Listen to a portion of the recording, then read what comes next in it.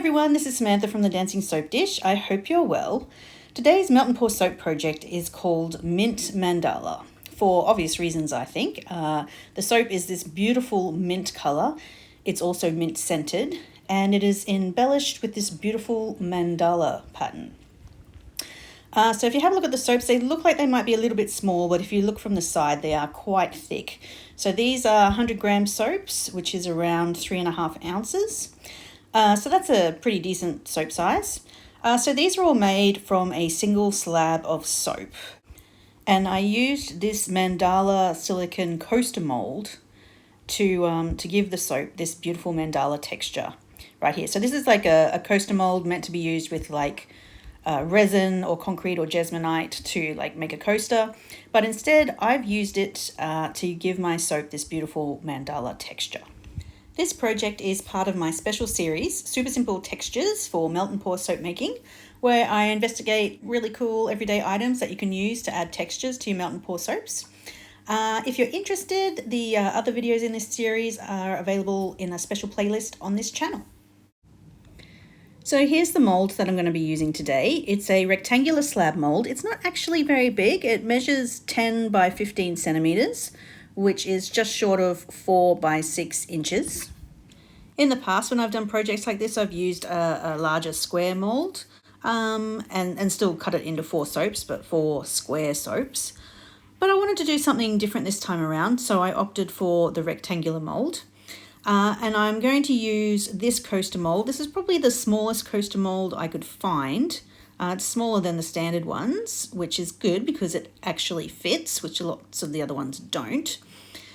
It's important when choosing your mold to make sure that you've got a flat back that will sit flush against your slab mold, and also nice vertical sides without a lip. So the first thing I'm going to do is stick my mandala mold down inside my slab mold. As you can see, there really is only one way it's going to fit. And it needs to be centered, but I can sort of use the support lines on the side of the mold to help line it up. I have some double-sided tape here that I'm just attaching to the back of my mandala mold.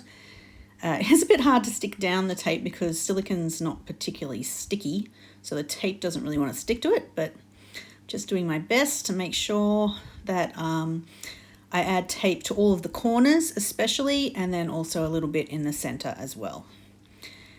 Oh, I forgot to mention that it's also a good idea just to check the edges of your mandala mold and make sure that there's no like little bits of silicone sticking out or anything, because the melt and pour soap, you know, it picks up details, such fine details, that if there's any little bits sort of sticking out of the edge here, they'll show up. So I'm just trimming off a few of some little bits of silicone fray that were sticking out the edge there.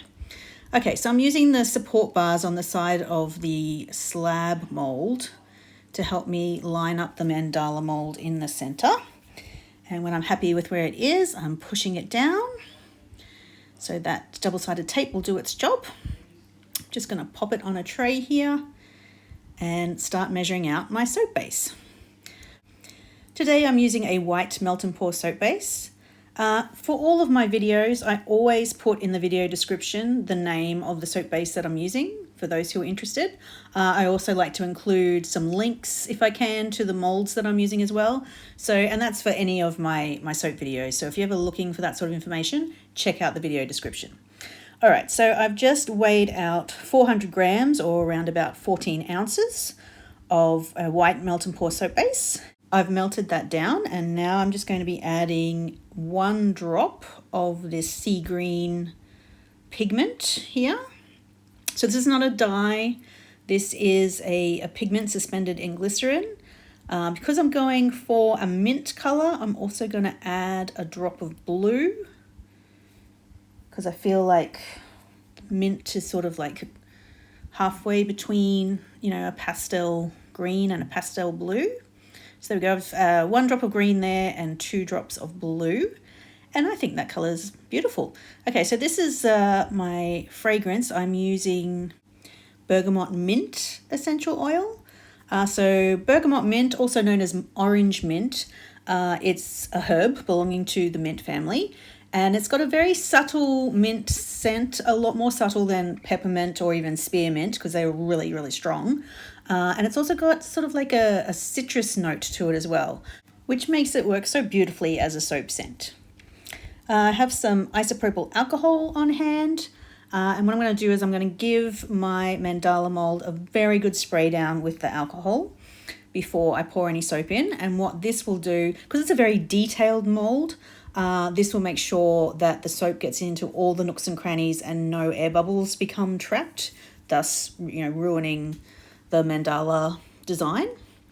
So I've just filled up the mandala there, and then I gave it a spray with the alcohol just to get rid of any surface bubbles.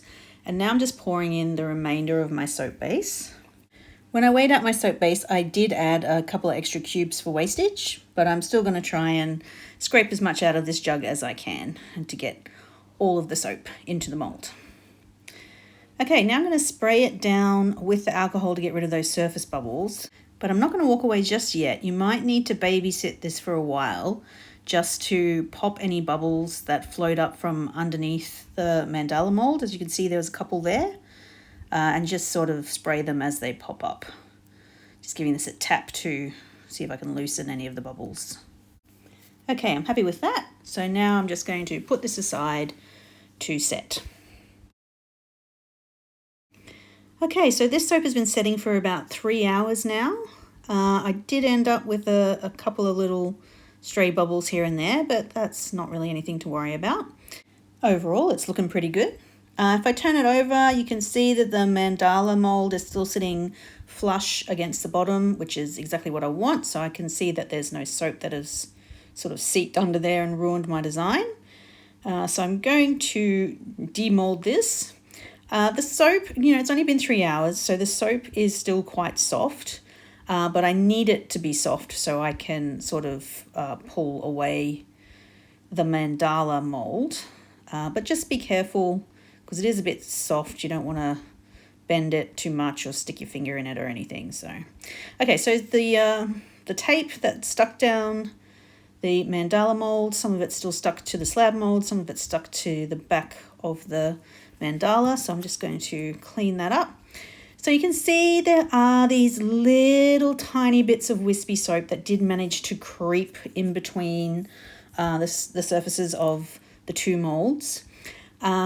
You really, I can't emphasize enough how much these need to be cleaned up before you take out your mandala mold. It's way easier to do it before than it is to do it after. I actually like to use a spoon to just scrape along the edge of the mold. And this will sort of separate those wispy bits from the edge of the mold and from the edge of the soap that's butted up against the edge of the mold. So yeah, I'm just using a teaspoon here just to scrape these bits away, doing it nice and gently. And then once I've done that, I'm probably also going to use you'll see me use these a lot. I have these sort of cloths that are made from wood cellulose, which is really good because they don't leave any lint or anything on your soap. And I'm just going to use that just to buff the edges here and polish them up. And we're going to end up with like a really nice, neat, sharp edge around the mandala mold, which is important to making the design look neat and tidy and stand out. So once you're happy that you've got all the wispy bits away, you need to find something sharp. You need to break the seal of the edge of the mandala mold with the soap. So very gently, and I'm just using the parchment paper so I don't get fingerprints on the soap. Very gently, I'm just bending the edges of the soap so that a gap opens up in between the soap and the mold. It's like breaking the seal that was sitting around the mold. And then you need something sharp. I thought this bamboo skewer would suffice, but it's just not sharp enough. So see, I've got this knife here and I'm using the really sharp tip of the knife. And I'm going to dig that sharp tip into the edge of the silicone mold. It won't really damage it. It's silicone, you know, so it can stand being poked. It'll be fine. And I'm going to use the tip of the knife to sort of try and jimmy up the edge of the mandala mold. And really all I need to do is to do that in one little spot. And then I found once you do manage to do that, the rest of it just pops out quite easily. See, there you go. So I managed to just get this little corner here popped up, and then I can just ease the mold out all the way around. There we go, look at that. So because the soap's a bit soft, it did sort of get a little bit bent. So I'm just sort of trying to ease it back into shape. What I like to do now is I actually like to put the slab back into the slab mold. So I'm just going to remove all this tape and just make sure that the mold is clean. And what I like to do is put the slab back into the mold where I can ease it back into shape so it can set overnight and harden up even more.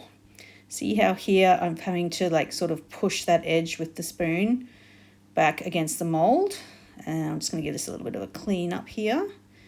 But yeah, when you're happy that it's back in the mold, it's pushed all the way down, the soap slab is sitting level and flat and not bent and everything's in the right spot, just leave that overnight, there we go, to harden up a little bit more, and we will come back to this tomorrow. There we go. Okay, so it's the next day and I am happy to report that this soap slab is much firmer. So I'm going to pop it out again and it is time to cut it up. So normally I would get out a ruler and I'd be measuring things, but it's really important that this soap is cut down the center vertically and horizontally of the mandala. So I'm actually just going to use the mandala as my guide of where to cut the soap.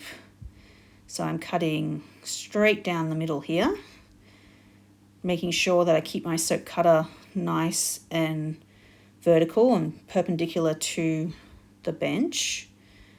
There we go. So I've cut that in half. Oh wow, look at that. That's actually really cool.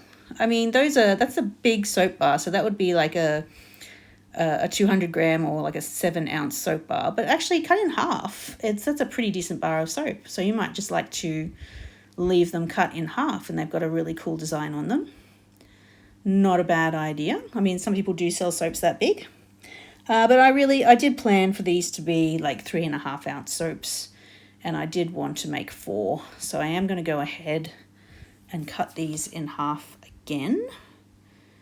Again, just using the design of the mandala as a guide. Straight down the middle there. There we go.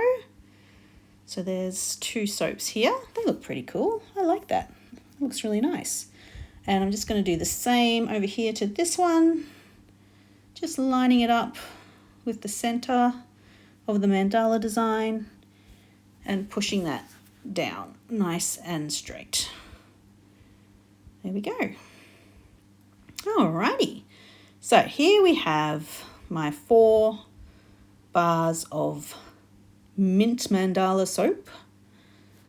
I am going to use my wood cellulose cloth to soften the edges.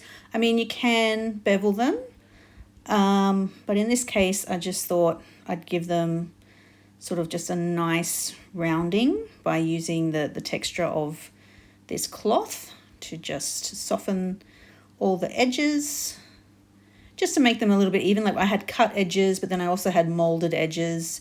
So doing this just makes them all a little bit more even. There we go, look at that. What a great bar of soap. So it's got a unique design. And you can see that quarter of a mandala sort of embossed in there. It is a simple texture, nothing super sophisticated, but it's quick and easy, and it just it makes these bars so unique, yet still practical and just the type of bar that you'll just love to use and enjoy. Please don't forget to like and subscribe if you love what I do here at the Dancing Soap Dish. I hope you enjoyed today's tutorial for Mint Mandala Melt and Pour Soap. And until next time, guys, enjoy.